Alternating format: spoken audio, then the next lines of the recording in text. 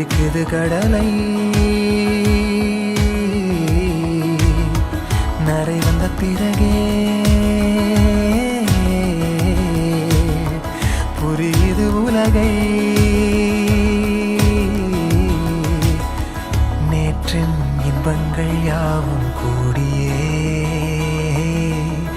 இன்றை இப்போதை அர்த்தமாக்குதே இன்றின் இப்போது